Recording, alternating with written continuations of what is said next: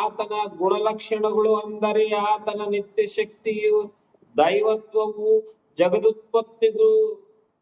ಜಗದುತ್ಪತ್ತಿ ಮೊದಲುಗೊಂಡು ಆತನು ಮಾಡಿದ ಸೃಷ್ಟಿಗಳ ಮೂಲಕ ಬುದ್ಧಿಗೆ ಗೊತ್ತಾಗಿ ಕಾಣುಬರುತ್ತದೆ. ಒಂದು ಸಾರ್ಥ ಈ ಪ್ರಕೃತಿಯನ್ನು ಗಮನಿಸಿ, ಈ ಪ್ರಕೃತಿಯನ್ನು ನೋಡಿ, ಈ ಭೂಮಿ ತಿರುಗುವುದನ್ನು ನೋಡಿ,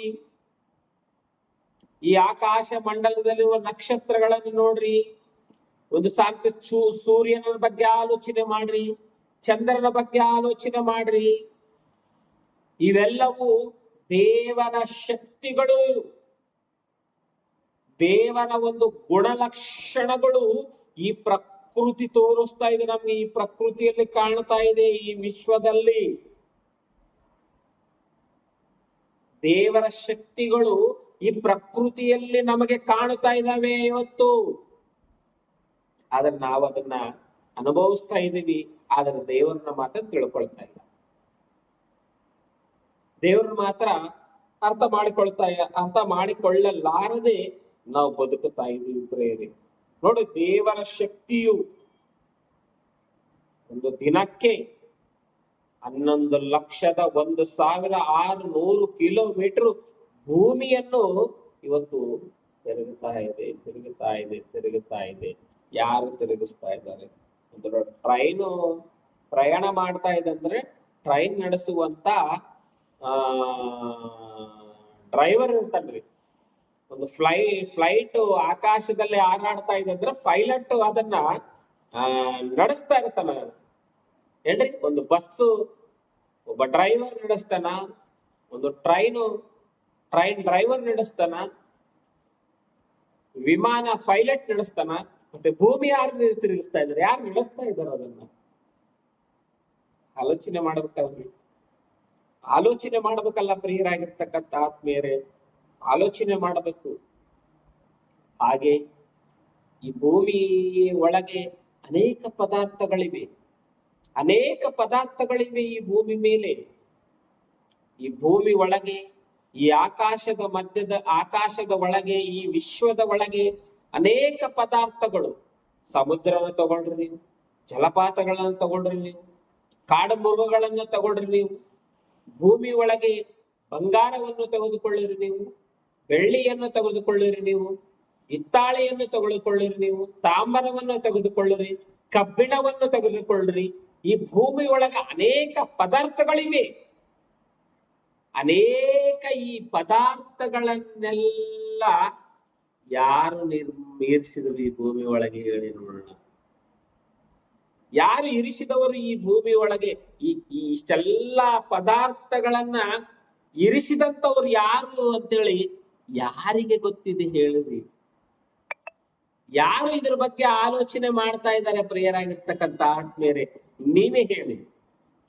ಯಾರು ಇರಿಸಿದ್ದಾರೆ ಈ ಪದಾರ್ಥಗಳನ್ನ? ಈ ಭೂಮಿಯೊಳಗೆ ಇರಿಸಿದವರು ಯಾರು ಏನ್ರಿ? ಈ ವಿಡಿಯೋವನ್ನು ನೋಡುವಂತ ನೀವೆಲ್ಲರೂ ಕೂಡ ಒಂದು ಸಾರ್ಥ ಆಲೋಚನೆ ಮಾಡ್ರಿ. ಪ್ರಿಯರಾಗಿರ್ತಕ್ಕಂಥ ಆತ್ಮೀಯರೇ, ಇರಿಸಿದವರು ಯಾರು ಈ ಭೂಮಿಯೊಳಗೆ ಈ ಪದಾರ್ಥವನ್ನು? ಈ ಗಾಳಿಯನ್ನು, ಈ ಸಮುದ್ರವನ್ನು, ಸಮುದ್ರದೊಳಗಿರುವಂತಹ ಅನೇಕ ಜಲಚರಗಳನ್ನು ಆಲೋಚನೆ ಮಾಡಿ, ಪಕ್ಷಿಗಳನ್ನು, ಈ ಕಾಡು ಮೃಗಗಳನ್ನು, ಇವೆಲ್ಲವನ್ನು ನಿರ್ಮಾಣ ಮಾಡಿದವರು ಯಾರು ಅಂತೇಳಿ ಕೇಳಿಸಿ ನಾವು ದೇವರನ್ನು ಕೇಳಿದ್ರೆ ದೇವರು ಹೇಳ್ತಾನ ಪ್ರಿಯರಾಗಿರ್ತಕ್ಕಂಥ ಆತ್ಮೀಯರೇ. ಯೆಶಾಯನು ಬರೆದ ಗ್ರಂಥ ಒಂದ್ಸಾರ್ತಿ ನೋಡ್ರಿ. ಯೆಶಾಯನು ಬರೆದ ಗ್ರಂಥ ಪ್ರಿಯರಾಗಿರ್ತಕ್ಕಂಥ ಆತ್ಮೀಯರೇ 45ನೇ ಅಧ್ಯಾಯ 18ನೇ ವಚನ ಒಂದ್ಸಾರ್ತಿ ನಾವು ಓದಿಕೊಳ್ಳೋಣ. 45ನೇ ಅಧ್ಯಾಯ 18ನೇ ವಚನದಲ್ಲಿ ದೇವರು ಏನು ಮಾತಾಡ್ತಾ ಇದ್ದಾನೋ, ಆಕಾಶ ಮಂಡಲವನ್ನು ಸೃಷ್ಟಿಸಿದ ಯೆಹೋವನ ಮಾತನ್ನು ಕೇಳಿರಿ. ಈ ಆಕಾಶವನ್ನು ಸೃಷ್ಟಿಸಿದ ದೇವರ ಮಾತನ್ನು ಕೇಳಿರಿ. ದೇವರು ಭೂಲೋಕವನ್ನು ನಿರ್ಮಿಸಿ, ರೂಪಿಸಿ, ಸ್ಥಾಪಿಸಿದನು. ಏನು ಮಾಡದಂತ್ರಿ? ಭೂಲೋಕವನ್ನು ನಿರ್ಮಿಸಿ, ರೂಪಿಸಿ, ಸ್ಥಾಪಿಸಿದನು. ನಿರ್ಮಿಸಿದಾತನು ದೇವರೇ, ಸ್ಥಾಪಿಸಿದಾತನು ದೇವರೇ. ಅದನ್ನು ಶೂನ್ಯವಾಗಿರಲಾರದೆಂದು ಶೂನ್ಯವಾಗಿರಬೇಕೆಂದು ಸೃಷ್ಟಿಸಿಲ್ಲ ದೇವರು. ಖಾಲಿಯಾಗಿರ್ಬೇಕಂತೇಳಿ ಶೂನ್ಯ ಸ್ಥಾನವಾಗಿರಲೆಂದು ಸೃಷ್ಟಿಸದೆ, ಖಾಲಿಯಾಗಿರದೆಂದು ಸೃಷ್ಟಿಸದೆ. ಮತ್ತೆ ಯಾಕೆ ಸೃಷ್ಟಿ ಮಾಡಿದ್ದಪ್ಪ ಅಂತ ದೇವ್ರನ್ನ ನಾವು ಕೇಳಿದರೆ, ಏನ ಶೂನ್ಯ ಸ್ಥಾನವಾಗಿರಲೆಂದು ಸೃಷ್ಟಿಸದೆ ಜನ ನಿವಾಸಕ್ಕಾಗಿ ರೂಪಿಸಿದನು. ಮನುಷ್ಯರು ವಾಸ ಮಾಡುವುದಕ್ಕಾಗಿ ಈ ಭೂಮಿಯನ್ನು ನಿರ್ಮಾಣ ಮಾಡನ ದೇವರು. ಮನುಷ್ಯಗೆ ಅವಶ್ಯಕತೆ ಅಂತೇಳಿ ಕೇಸೆ ಈ ಅನೇಕ ಪದಾರ್ಥಗಳು ಈ ಭೂಮಿ ಒಳಗಿರಿಸನ.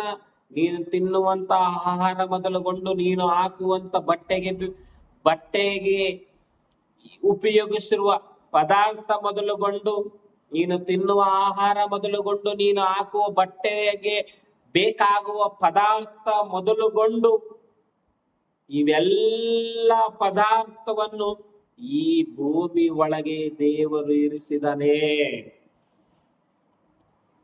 ನೀನು ಹಾಕುವ ಬಟ್ಟೆಗೆ ಪದಾರ್ಥ ಆಕಾಶದಿಂದ ಬೀಳುವುದಿಲ್ಲ. ನೀನು ತಿನ್ನುವ ಆಹಾರ ಆಕಾಶದಿಂದ ಬೀಳುವುದಿಲ್ಲ. ಮತ್ತೆ ಎಲ್ಲಿಂದ ಬರ್ತಾ? ಭೂಮಿ ಒಳಗಿಂದ ಬರ್ತದ. ಈ ಭೂಮಿ ಒಳಗಿಂದ ಈ ಪದಾರ್ಥಗಳನ್ನೆಲ್ಲ ಈ ಭೂಮಿ ಒಳಗೆ, ಈ ನೆಲದೊಳಗೆ ಯಾರು ಇರಿಸ್ಯಾರ ಅಂತ ಕೇಳಿಸಿ ವಿಜ್ಞಾನಿಗಳಿಗೂ ಕೇಳ್ರಿ ನೋಡೋಣ, ಪಂಡಿತರಿಗೂ ಕೇಳ್ರಿ ನೋಡೋಣ. ಅವ್ರು ಹೇಳ್ತಾರೆ ನೋಡೋಣ ಅಂದ್ರೆ ಹೇಳೋದಿಲ್ರಿ, ಅವ್ರಿಗೆ ಗೊತ್ತಿಲ್ಲ. ಯಾಕಂದ್ರೆ ಹೀಗಾಗಿತ್ತು, ಎಲ್ಲಿಂದ ಬಂತು, ಯಾರು ಇರಿಸಿದರು ಹೇಳ್ರಿ. ಆಲೋಚನೆ ಮಾಡ್ಯಾರ? ಪ್ರಿಯರಾಗಿರ್ತಕ್ಕಂಥ ಆತ್ಮೇರೆ ಆಲೋಚನೆ ಮಾಡಬೇಕು, ಆಲೋಚನೆ ಮಾಡಬೇಕು, ಆಲೋಚನೆ ಮಾಡಿ ಬದುಕಬೇಕು. ಹಾಗೆ ಏನ್ ಹೇಳ್ತಾನೆ ಗೊತ್ತಾ? ಯೆಶಾಯನ ಬರೆದಿರುವಂತ ಅದೇ ಯೆಶಾಯನ 48:13 48ನೇ ಅಧ್ಯಾಯ 13ನೇ ವಚನದಲ್ಲಿ ದೇವರನ್ನು ಏನೇನು ಹೇಳ್ತಾ ಇದ್ದಾನೋ ಕೇಳ್ಬೇಕು ನಾವೆಲ್ಲ. ನನ್ನ ಕೈ ಭೂಮಿಗೆ ಅಸ್ಥಿವಾರವನ್ನು ಹಾಕಿತು ಅಂತ ಹೇಳ್ತಾನ್ರಿ. ಈ ಭೂಮಿಗೆ ದೇವರ ಕೈ ಅಸ್ಥಿವಾರವನ್ನ ಹಾಕಿತಂತ್ರಿ. ನೋಡಿ, ಬೇಸ್ ಆಲೋಚನೆ ಮಾಡ್ರಿ. ನನ್ನ ಕೈ ಭೂಮಿಗೆ ಅಸ್ಥಿವಾರವನ್ನು ಹಾಕಿತು, ನನ್ನ ಬಲಗೈ ಆಕಾಶವನ್ನು ಹರಡಿತು. ನಾನು ಕರೆದರೆ ಕೂಡಲೇ ಅವೆರಡು ಸ್ಥಿರವಾಗಿ ನಿಲ್ಲುವಂತ ಹೇಳ್ತಾನ. ಭೂಮಿ ಆಕಾಶವು ದೇವರು ಕರೆದ್ರೆ ಅವೆರಡು ಬಂದು ನಿಲ್ತಾವಂತ ಮುಂದ. ಅಷ್ಟು ಪವರ್ಫುಲ್ ದೇವರು, ಅಷ್ಟು ಶಕ್ತಿ ಉಳ್ಳಾತನು ದೇವರು. ಗೊತ್ತಾ? ನಮ್ಗೆ ಗೊತ್ತಿಲ್ಲ.